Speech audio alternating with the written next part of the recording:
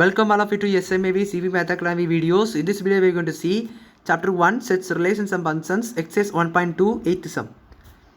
Let A is equal to A comma B comma C. What is the equivalence relation of smallest cardinality on A?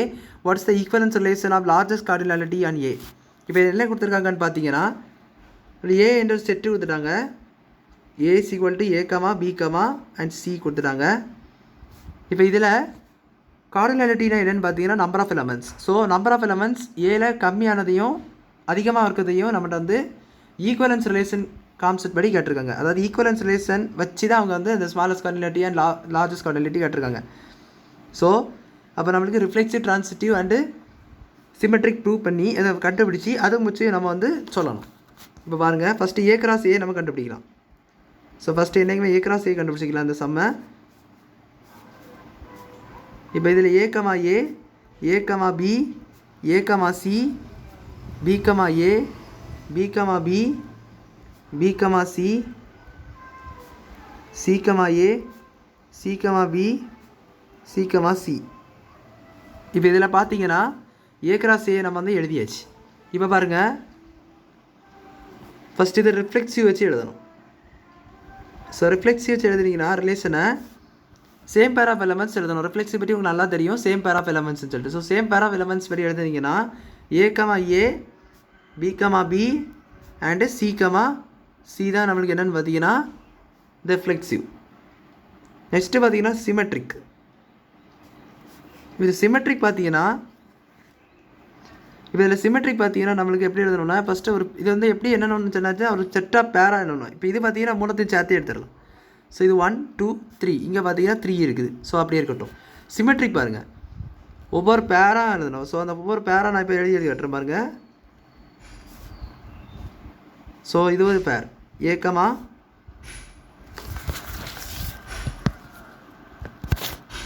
First எந்த பேர் பார்த்தீங்கன்னா இந்த 2 பேர் இது வச்சு ஒன்று எழுதிக்கிறேன், A comma B and B comma A. So அப்போது A comma B, B comma B. So இது ஒரு பேர்.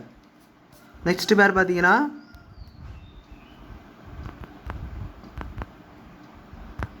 நெக்ஸ்ட்டு பேர் பார்த்தீங்கன்னா நம்ம இப்போ எது எழுதிக்கலாம்னா ஏ கமா சியும் சி கமா ஏ எழுதிக்கலாம். ஸோ இது ஒரு பேர்.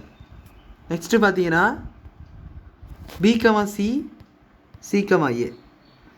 இதை தவிர்த்து இந்த சேம் பேர் ஆஃப் எலமெண்ட்ஸும் வச்சு பேர் எழுதலாம்ல. ஸோ அப்போ ஏ கமா ஏ, ஏ கமா ஏன்னு ஒரு பேர் வரும்.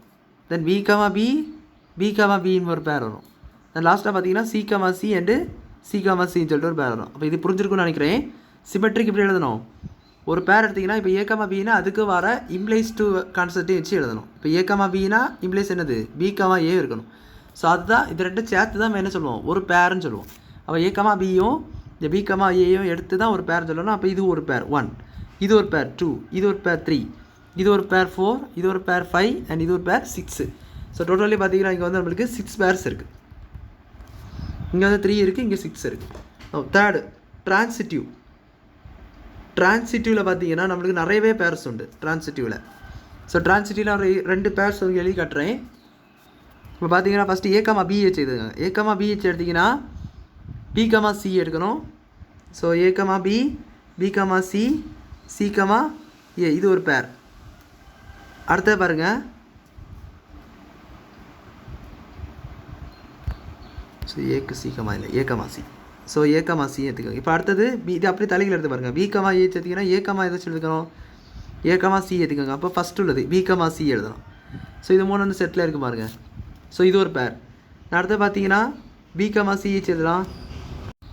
பி கமா சி பார்த்தீங்கன்னா சி கமா ஏ எழுதலாமா? ஸோ சி கமா ஏ எழுதுனீங்க பார்த்தீங்கன்னா we can write B comma A. So இந்த மாதிரி எக்ஸட்ரா நிறைய எழுதலாம். 3 அண்ட் அதுக்கும் மேலே தான் இருக்குது பாருங்கள். ஸோ இது 1, இது 2, இது 3 இன்னுமே எழுதலாம். ஸோ அப்போ என்ன சொல்லலாம், 3 பேட்ச் இது இன்னும் நிறைய எழுதலாம்னு சொல்லும்போது இது வந்து மோர் தேன் 3. ஸோ இப்போ வந்து 3 பெருசு இந்த மாதிரி நம்ம போட்டுக்கிறேன். ஆர் இஸ் கிரேட்டர் தேன் 3 சரி போட்டுக்கிறேன். ஸோ எவ்வளோ நம்மளால் சொல்ல முடியலை இப்போதைக்கு நம்ம இந்த மாதிரி எழுதியிருக்கேன். ஸோ நிறைய உண்டு இன்னும். இப்போ கேட்டிருக்க கொஸ்டினை பாருங்கள், ஸ்மாலஸ்ட் கார்டினாலிட்டி அண்ட் ஏ எதுனோ லார்ஜஸ்ட் கார்டினாலிட்டி அண்ட் ஏன்னு எதுவும் கேட்டிருக்காங்க. ஸோ இப்போ நம்மளை பார்த்தீங்கன்னா இது 9 லெஸ்ஸாக தான் இருக்கும் ட்ரான்சிட்டிவ்.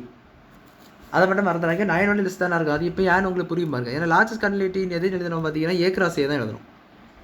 ஏன்னா அதுதான் என்றைக்குமே பெருசாக இருக்கும். ஏன்னா ரிலேஷன் பார்த்தீங்கன்னா ரிலேஷன் என்றைக்குமே வந்து ஒரு செட் ஆஃப் கோஆர்டினேட்ஸோடி கம்மியாக தான் இருக்கும். நம்பர் ஆஃப் கோஆர்டினேட்டிவ் பொறுத்த வரைக்கும் கம்மியாக தான் இருக்கும். ஸோ அப்போ இந்த ஈக்குவலன்ஸ் ரிலேஷன் கான்செப்டில் லார்ஜஸ்ட் குவான்டிட்டி எதுன்னு பார்த்தீங்கன்னா நம்ம ஏ கிராஸ் ஏவை தான் லார்ஜஸ்ட் குவான்டிட்டி. ஸ்மாலஸ்ட் குவான்டிட்டி எதுன்னு நீங்கள் ஈஸியாகவே கண்டுபிடிச்சிருப்பீங்களே. ஸோ அது என்ன வேற ஒன்றும் இல்லை, ரிஃப்ளெக்ஸிவ் செட்டு தான்.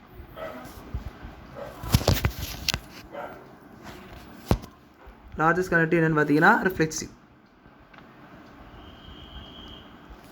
ஸோ இதுதான் ஃபைனல் ஆன்சர். ஸோ அவ்வளோதான் அந்த சம் புரிஞ்சிருக்குன்னு நினைக்கிறேன். தேங்க்யூ.